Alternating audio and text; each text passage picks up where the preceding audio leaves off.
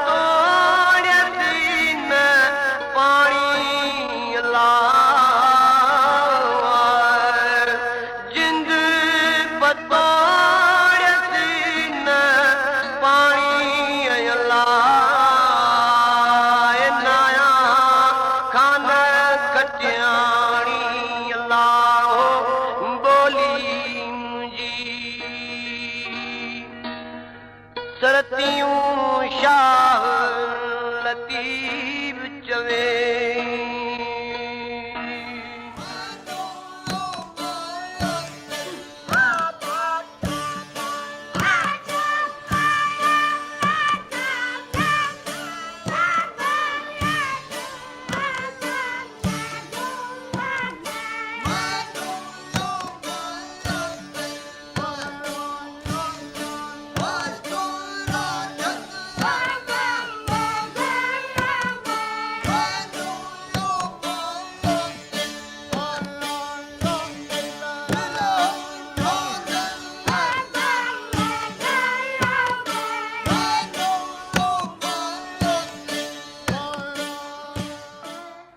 وادی سندھ کے عظیم المرتبت شاعر شاہ سائیں عبداللطیف بھٹائی کا شمار صوفیوں کے ان عظیم المرتبت قبیلے سے ہوتا ہے جو ساری عمر امن اور آشتی، رواداری اور بھائی چارے اور احترام انسانیت کا پیغام دیتے نظر آتے ہیں۔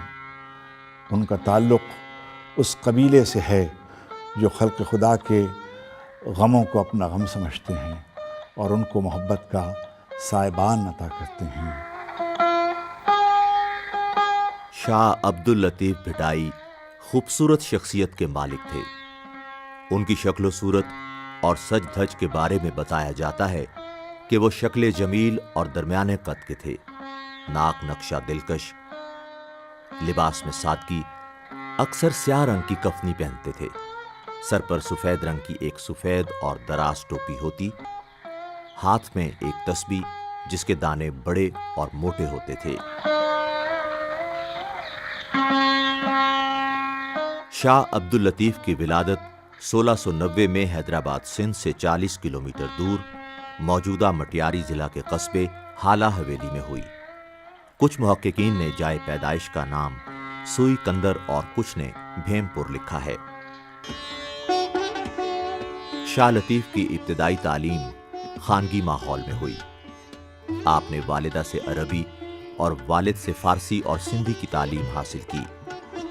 5 یا 6 سال کی عمر میں آپ کو اخوند نور محمد کی مشہور درسگاہ میں تحصیل علم کے لیے بھیج دیا گیا۔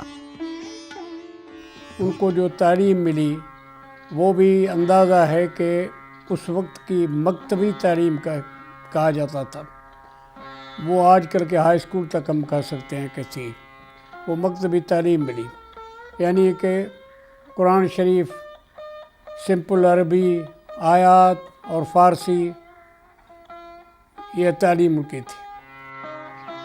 جن دنوں شاہ عبداللطیف نے جوانی کی منزل میں قدم رکھا تو ایسا واقعہ پیش آیا جس نے آپ کی شاعری اور شخصیت پر گہرا اثر ڈالا۔ علاقے کے جاگیردار مرزا مغل ارغون کی جوان بیٹی سیدہ خانم بیمار پڑیں۔ دعا کے لیے شاہ حبیب علیہ الرحمہ کو بلایا گیا۔ شاہ حبیب بیمار تھے، انہوں نے اپنے بیٹے شاہ سائیں عبداللطیف بھٹائی کو دعا کے لیے بھیجا۔ شاہ سائیں نے سیدہ بیگم کی نفس پر ہاتھ رکھا اور یوں زندگی کا ایک نیا دور آغاز ہوا۔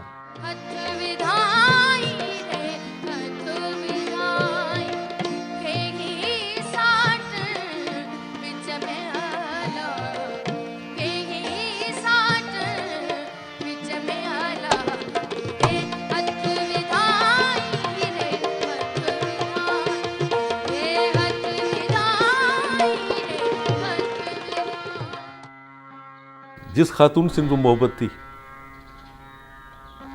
جن کے بارے میں مشہور ہے کہ ان کی وہ یہ چھنگلی جو ہے وہ پکڑ کر انہوں نے کوئی دعا مانگی تھی تو وہ خاتون تو ٹھیک ہو گئی، لیکن خود وہ ایک چھنگلی کو چھونے سے ان کے وہ خود ایک وجد میں اس میں وہ چلے گئے۔ مغل بیگ کو شاہ لطیف کی یہ بات ناگوار گزری۔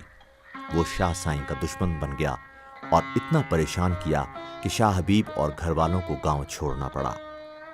شاہ لطیف پر اس واقعے کا بہت گہرا اثر ہوا۔ گھر چھوڑ کر یوگیوں اور سنیاسیوں کے ساتھ 3 سال تک دشت نوردی کرتے رہے۔ ایک اندازے کے مطابق شاہ صاحب کا کچھ کا سفر حیدرآباد سے شروع ہوا۔ روایات کے مطابق کچھ اور جوناگڑھ کے تیرتھوں کے لیے قافلے یہاں سے نکلتے تھے۔ شاہ صاحب نے بھی قافلے کے ساتھ بدین سے نکل کر لکھپت بندر سے اپنے سمندری سفر کا آغاز کیا ہوگا۔ اس سمندری راستے کی دوسری منزل دوارکا ہے۔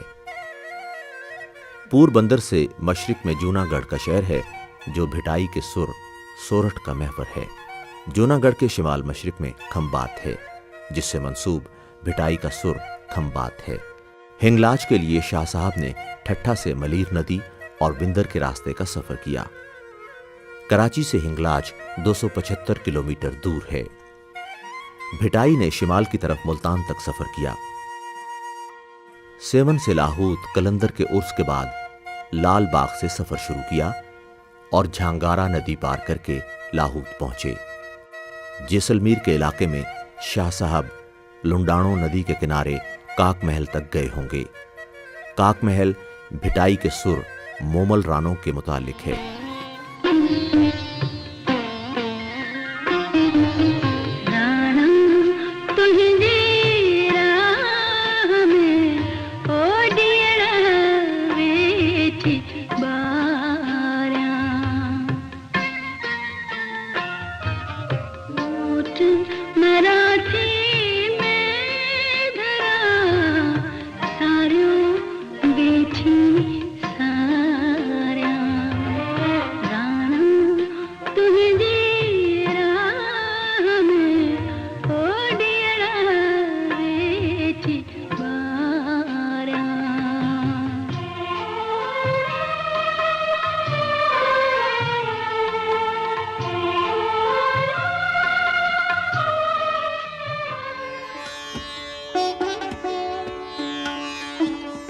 سندھ کے علاقے لاڑ کے سفر کے دوران ایک روز ٹھٹھا پہنچے۔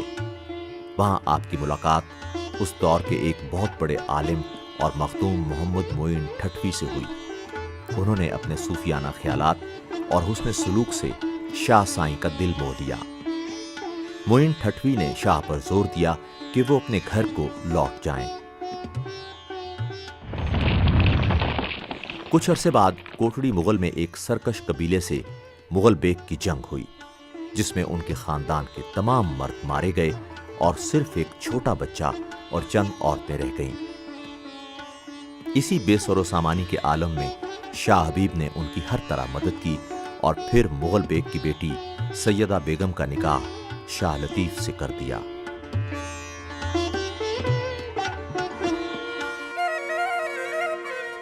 ازدواجی زندگی میں منسلک ہونے کے بعد شاہ نے کوٹڑی سے 4-5 کوس دور ایک پرفضا لیکن غیر آباد جگہ کو اپنا مسکن بنایا۔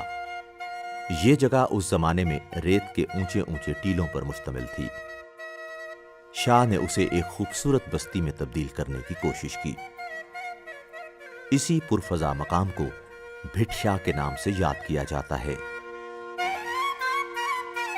اس ریت کے ٹیلے کے نزدیک صاف پانی کا تالاب ہے جس کو کراڑ جھیل کہتے ہیں۔ پرخلوص مریدوں اور عقیدت مندوں نے آپ کا ہاتھ بٹایا۔ دور دراز علاقوں سے بے شمار موسیقار، سادھو، سنیاسی اور درویش فقیر آنے جانے لگے۔ رفتہ رفتہ یہ چھوٹی سی بستی مرجع عام و خاص بن گئی۔ تنہائی پسند وہ ہوتا ہے جو میڈیٹیٹ کرتا ہے، جو سوچتا ہے اس ایک کے بارے میں۔ وہ تنہائی پسند تھے، اور وہ حجرہ جس میں ان کی ڈیتھ ہوئی ہے، اور وہاں وہ گھنٹوں کی کیا، وہ تو دن اور ہفتوں وہاں غائب ہو جاتے تھے اندر جا کے۔ جیاں سے کھوہی انار وہن واری گاڈواں ہیڑو پریاں دھار نمبیاں نمبیریاں سن نمبرے نمبیریاں سن نمبرے مالا لاہاں جے نچتاں آلا ان موسراں آلا ان موسراں۔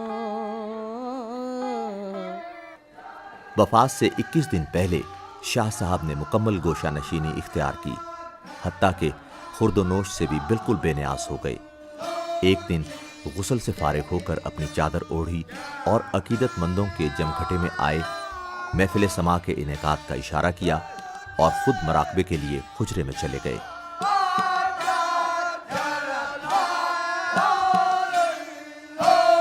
تیسرے دن کچھ عقیدت مند حجرے میں گئے اور قریب جا کر دیکھا کہ شاہ لطیف کی روح قفس انصری سے پرواز کر چکی تھی۔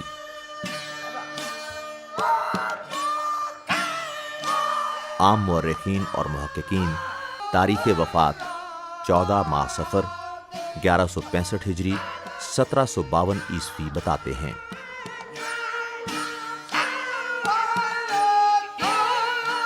شاہ لطیف کا عرس ہر سال صفر کی 14, 15, 16 کو بھٹ شاہ میں عقیدت و احترام سے منایا جاتا ہے۔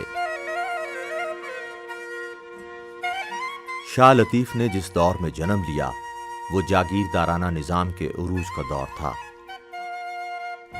یہ وہ زمانہ تھا جب سندھ میں مغلیہ دور زوال پذیر تھا اور کلہوڑا خاندان کی بلند اقبالی کا ستارہ طلوع ہو رہا تھا۔ جاگیرداری، ذمہ داری اور پیری مریدی اس دور کے سماجی عوامل تھے۔ عوام بڑے بڑے محصولوں کے بوجھ تلے دبے ہوئے تھے۔ لگان کی شرح ایسی تھی کہ کبھی کبھی کاشتکاروں کو ساری فصل لگان ہی میں دینا پڑتی تھی۔ ان محصولوں اور لگان سے بچنے کے لیے بہت سے سندھی قبیلے اپنے گاؤں چھوڑنے پر مجبور ہو گئے۔ یہی وہ زمانہ ہے کہ جب سندھ میں ایک اور واقعہ رونما ہوتا ہے، ایک ایسا واقعہ جو ہماری تاریخ کا بہت روشن باب ہے۔ سندھ کے عظیم سپوت شاہ عنایت شہید کا زمانہ، جد و جہد کرتے ہوئے صوفی شاہ عنایت شہید ہو جاتے ہیں، ان کے ساتھ ان کے فقیر شہید ہو جاتے ہیں۔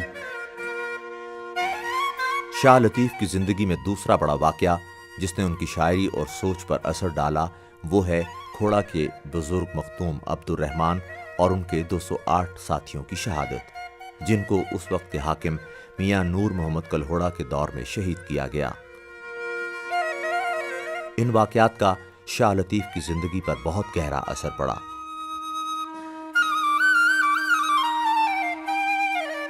ویا جے امی کڈے منہ کاؤ ڈئی، تن سپوں سوجھے کٹھیوں پاتاراں پیہی، پسندہ سئی امل اکھرن سی۔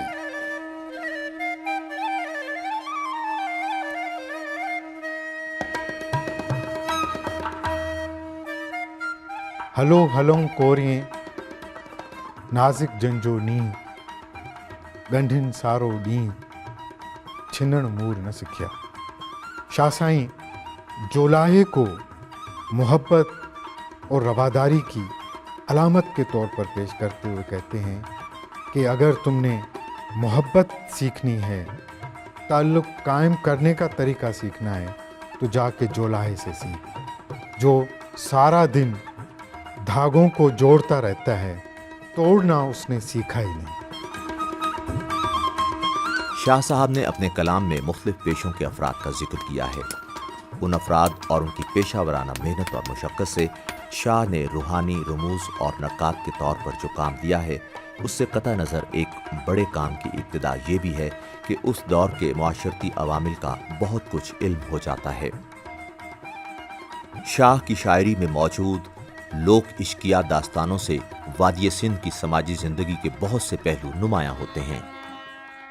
شاہ لطیف بھٹائی کی داستانوں میں حسن و عشق اور ہجر و وصال کا بیان اپنے تمام تر لوازموں کے ساتھ جلوہ گر ہوتا ہے۔ انہوں نے تیر و تفنگ، سوختہ جگر، بلا نوش رند، ساکی، شمع اور پروانے کی روایتی علامات کو انتہائی خوبصورتی کے ساتھ اپنی شاعری کا حصہ بنایا ہے، جس کے باعث قاری حسن تغزل کا سا لطف لیتے ہوئے ایک فرحت بخش تازگی اور توانائی سے ہمکنار ہو جاتا ہے۔ ملاحظہ ہوں چند تراجم۔ محبت دل کو تڑپاتی ہے اکثر، پرانی چوٹ ابھر آتی ہے اکثر، خیال یار میں بیٹھے بٹھائے سہانی رات کٹ جاتی ہے اکثر۔ کنویں میں جس طرح پانی کے سوتے ملے رہتے ہیں ریگے تہ نشیں سے، یوں ہی وابستہ ہے گویا میرا دل کسی نادیدہ دلدار حسین سے۔ سسی سے مخاطب ہو کے شاہ سائیں فرماتے ہیں، تتیہ تھدیہ کا کانے ویل بہن جی، متاں تھے اوندا پیر نہ لہیں پھریں جو۔ کہ اے سسی، تم بیٹھی نہ رہو، اگر تمہیں منزل حاصل کرنی ہے تو نہ گرمی کو دیکھو، نہ تپتے صحراؤں کو دیکھو، اور اپنے پنوں کو حاصل کرنے کے لیے ریگستانوں اور سنگلاخ چٹانوں کا سفر کا آغاز کریں۔ नूरी जाम तमाची की दास्तान में एक तरफ हुक्मरान तबके की जाहो हशमत का अक्स और दूसरी तरफ गरीब माहीगीरों की पसमानदगी और बेसरो सामा जिंदगी की तस्वीरें दिखाई देती हैं। उम्र मारवी की दास्तान में मारवी की ईसार पसंदी, वतन से मोहब्बत और इफ़्फ़त को उम्दगी से अपने अशार में बयान किया है। ये न मारुन रीत जो सेण मटाइन सोन सी, अची उमर कोट में कंध्यस कान कुरी, पखन जी प्रीत माड़न सी न मटियाँ। मारवी कहती है कि ए उमर, ये हमारी रिवायत नहीं कि हम अपने रिश्तों का सोने और जवाहरात पे सौदा करें। मेरे लिए मेरे गरीब हमवतन सोने और जवाहरात से कहीं ज़्यादा कीमती हैं। मारूफ स्कॉलर डॉक्टर सूरले लिखता है कि He is the real jewel of the Kalhora age. He has written poetry that deserves a wider public than it has yet attracted. His life is an epitome of the age in which he lived and of the rural circumstances of the people amongst whom he dwelt. The fact that since his poetry was composed, it has retained its universal appeal proves that the spontaneity of his message lies deep in the hearts of all classes of Sindh.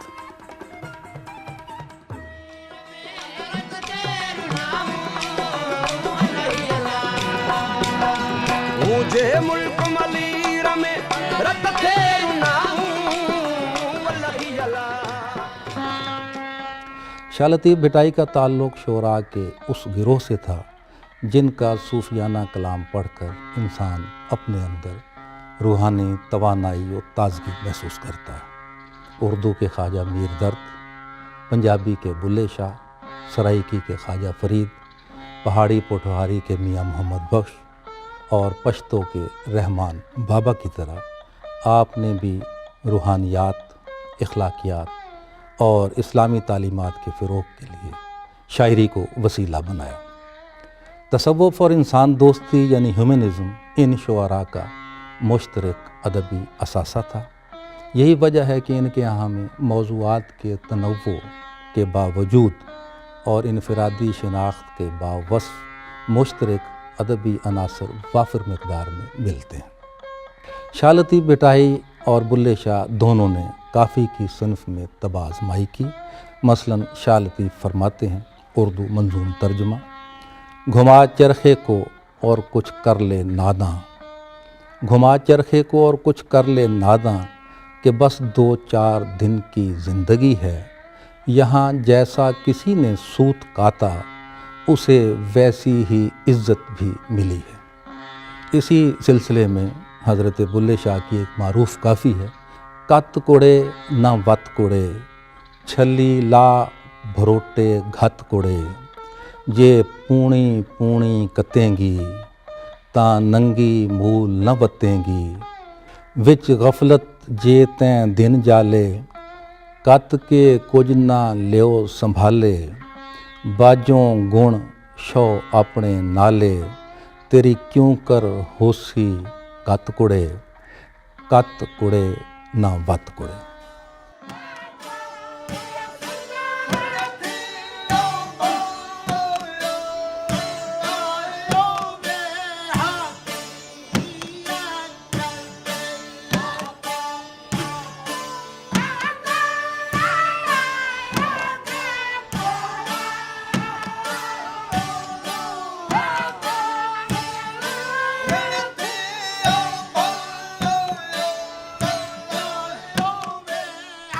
Y और काफ़ी सिंधी शायरी की 2 अलग अलग सिनफें हैं।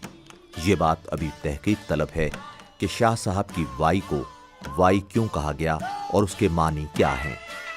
सिंध में Y बात को कहते हैं। शाह साहब की दरगाह पर जो राग गाया जाता है उसे सुनकर यूं लगता है जैसे कोई फरियाद कर रहा हो। मुमकिन है उसी निस्बत से शायरी की इस सिंध को वाई कहा गया हो।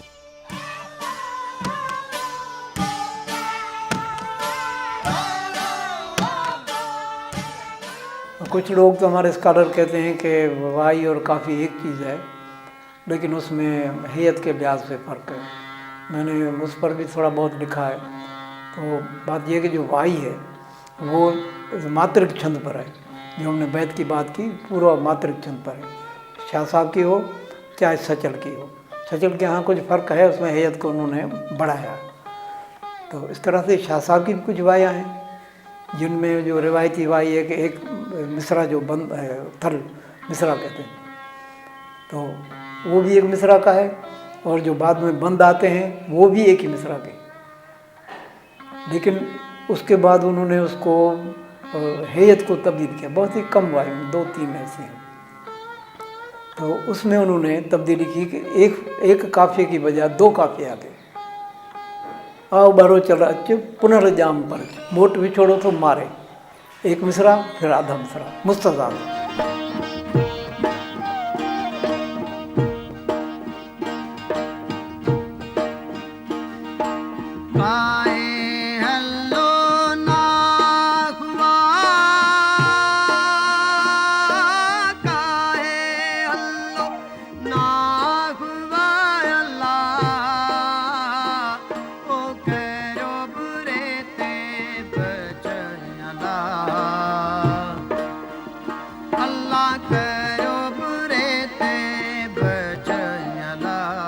भाई एक पोएम है जिसमें उस सुर में या उस चैप्टर में या उस मौजू में नजरानो है। तो 15 अबियात चले, उसके बाद एक वाई आई। वाई में उन तमाम 15 अबियात की रूह समाई होती है, एक उसमें फतवा दिया होता है।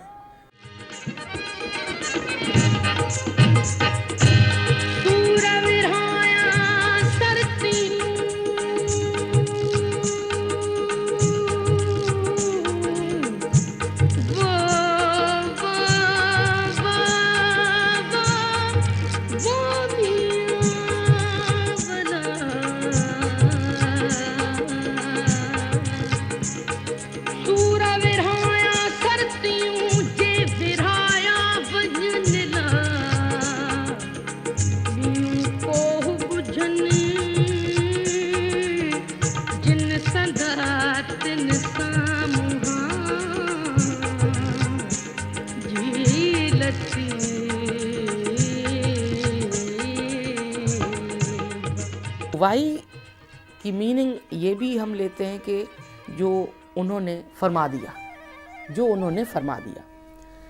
तो वाई का एक ये भी रंग है, मगर मौसीकी के हवाले से, सूफ़ी मौसीकी के हवाले से हम उसको एक ठुमरी का रंग भी दे सकते हैं, हम उसको ख़याल का रंग भी दे सकते हैं। जैसे है कि उनका कलाम में से कि अजब नैन तेरे सरस नैन तेरे।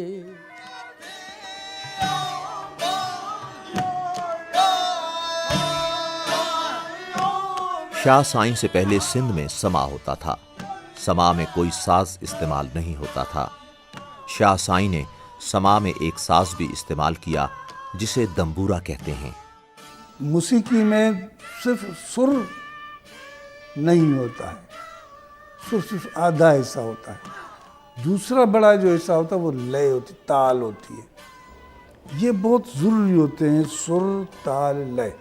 ये शाह साहब ने ताल और लय का मसला, अब उसके लिए एक परकुशन इंस्ट्रूमेंट होना चाहिए, तबला होना चाहिए, घड़ा होना चाहिए, मटका होना चाहिए, ढोलक होना चाहिए।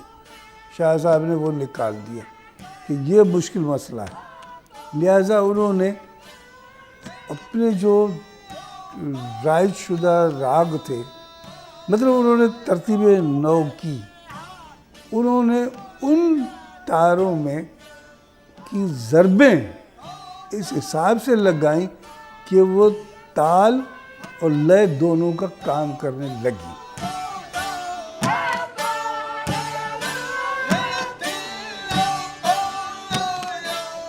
शाह साहब ने 36 रागनियाँ मुंतखब कीं, जिनमें से 30 शाह साहब के अपने कलाम के लिए और बाकी 6 दूसरों के कलाम के लिए।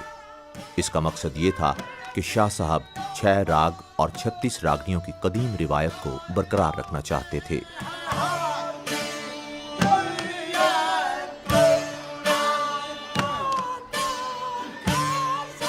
फकीर दम्बूरा लेकर एक हलके में बैठ जाते थे और तम्मर फकीर, जो उस दौर में महफिल समा का सरबराह था, वो अल्लाहू से इब्तिदा करता था।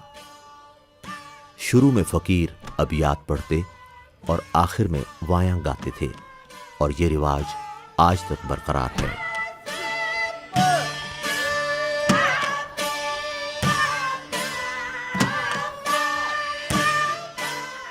कि मियाँ गुलाम शाह कल्होर के ज़माने में ठट्टा के मख्तूम मोहम्मद हाशिम ठटवी, उसको काजुल क़ज़ात मुक़र्रर किया था। मियाँ गुलाम शाह ने उनको अख्तियार दे दिया था। मख्तूम मोहम्मद हाशिम ठटवी को बताया गया था कि लतीफ़ के यहाँ राग होता है और राग बाकायदा उसकी महफिल होती है, तंबूरे बजते हैं। तो वो अपने साथियों के साथ लतीफ़ सरकार के हुज़ूर में आए।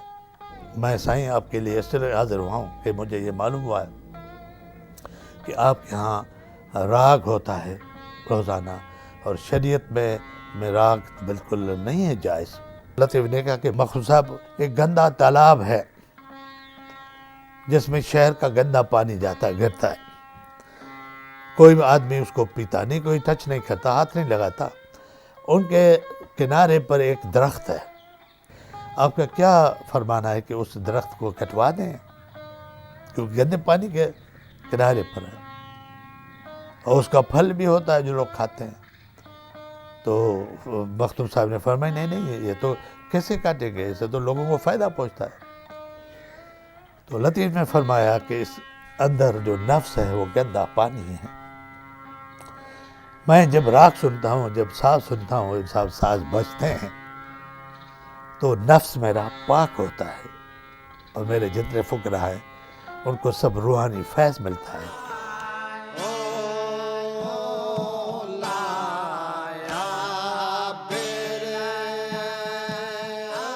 शाह साईं के मजमूआ कलाम को रिसालो कहा जाता है।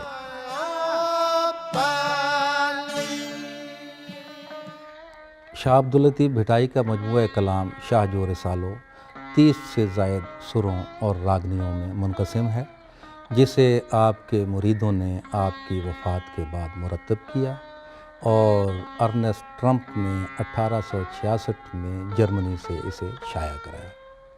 सिंधी के बेबदल शायर जनाब शेख अयाज़ ने 1963 में इसका उर्दू में मंजूम तर्जुमा किया, जो कि 10,000 अशार पर मुश्तमिल है।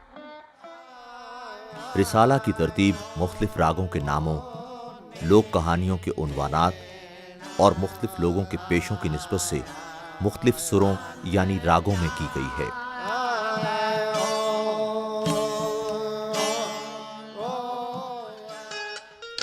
शाहजो रिसालो यानी कलाम लतीफ़ की मौजूदा तरतीब के लिहाज से इब्तिदा सुर कलियान से होती है। अव्वल अल्लाह अलीम आला आलम जो धड़ी, कादिर पंहिंजी कुदरत से कायम आहे कदीम, वाली वाहिद वहदहू राज़िक रब रहीम, सो सारा सचो धणी चई हमद हकीम, करे पाण करीम जोड़ूं जोड़ जहान जूं।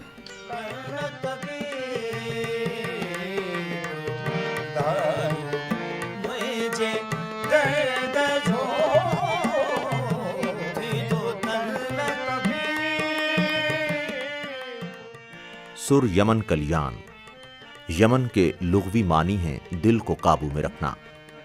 आम तौर पर इस रागनी को एमन कलियान कहा जाता है, जो बुनियादी तौर पर कलियान ठाठ से ताल्लुक़ रखती है और अक्सर रात के वक्त गाई जाती है।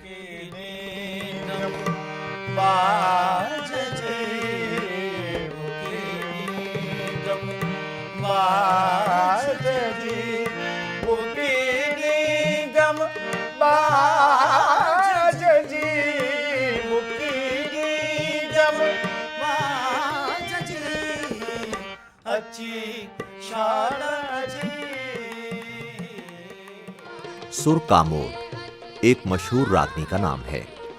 इसका ताल्लुक दीपक राग से बताया जाता है। इस सुर में शाह ने नूरी जाम तमाची के ताल्लुक के खातिर को वाजे किया है। तमसीली तौर पर नूरी को मतलूब और जाम तमाची को तालिब तस्लीम किया है।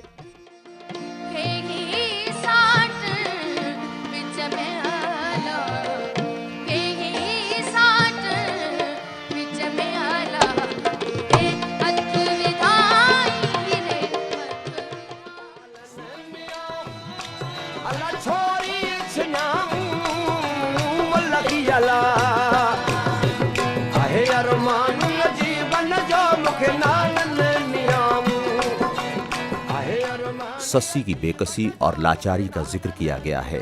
शाह ने तमसीली तौर पर यह जाहिर किया है कि अगर तालिब हकीकी नफ्से अम्मारा पर काबू ना पा सके तो उसको वैसे ही सदमे बर्दाश्त करने पड़ेंगे जैसे सस्सी को केची ऊँटों की तरफ से गाफिल रहने के नतीजे में बर्दाश्त करने पड़े।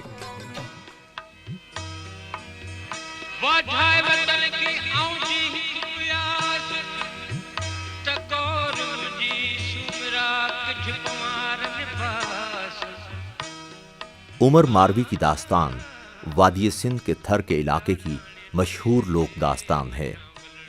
इस सुर में शाह साहब ने न सिर्फ हुब्बुल वतनी, हुर्रियत पसंदी और आला ज़र्फ़ी का दर्स दिया है, बल्कि रूहानी तौर पर उस अहद मिसाक की याद दहानी भी की है जो तमाम रूहों ने इब्तिदा में किया था।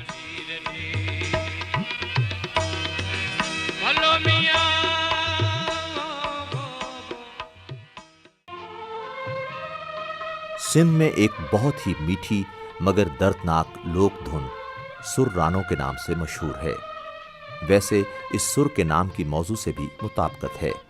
इस सुर में शाह ने मोमिल रानों की पुरअसरार इश्किया दास्तान बयान की है।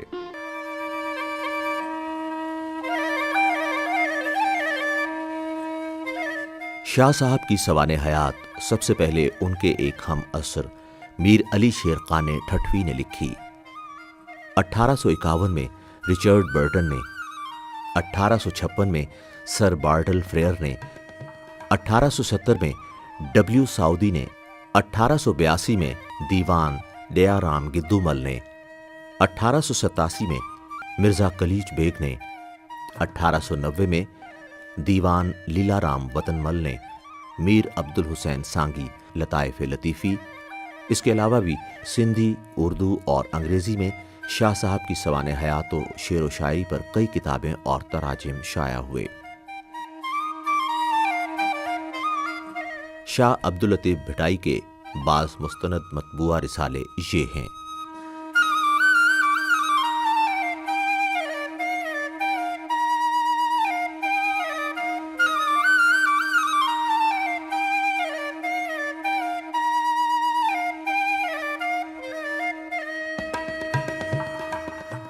मयो तू मोटाए मुँह रोंदे रात बहार।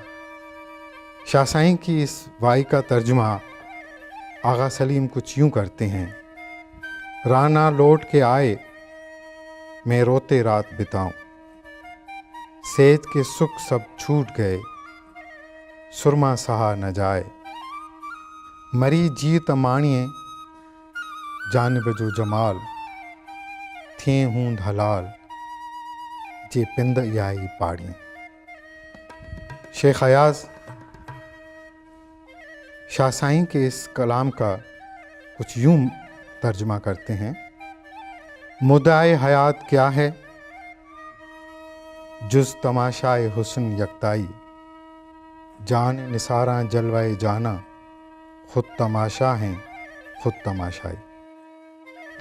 वहदहू ला शरीक लहू ई हेकड़ा ये हक, ब्याये खे बक जिन विधो से विरसिया। शाह अब्दुल लतीफ़ भिटाई के कलाम का मंजूम पंजाबी तर्जमा तारा सिंह ने कुछ यूँ किया है। वहदहू ला शरीक लहू एहोई कला हक, दुई नू लिया जप जिन्हें ओ पशे मां थिया। वगर क्यों वतन प्रितन छिनन पाण में, पसो पखियड़न माण्हुआ मेट खणो।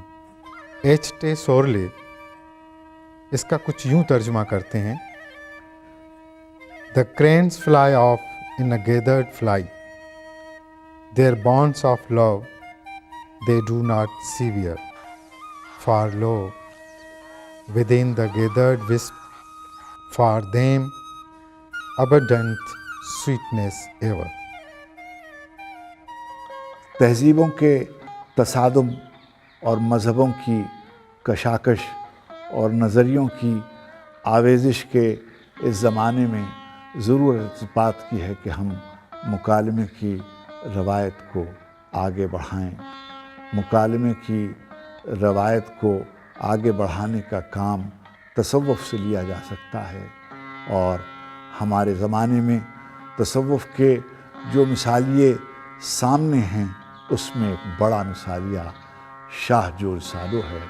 शाह अब्दुल लतीफ़ भिटाई के कलाम के तराजिम किए जाएं, उनके पैगाम को नस्र में और शेर में दुनिया के सामने रखा जाए, ताकि इन्हिदाम इक़दार की सताई हुई खल्क़ खुदा फिर से मोहब्बत की तरफ, यगानगत की तरफ, एक दूसरे के एहतराम की तरफ, रवादारी, भाईचारे, अमन और सलामती की तरफ वापस आ सके। ये काम पहले भी अंजाम दिया जा चुका है, और शाह साईं की शायरी आज भी वो मरहम और वो दरमा फराहम कर सकती है जो दुखी इंसानियत को सुकून, तमानियत और आफियत की तरफ ले जाएगी।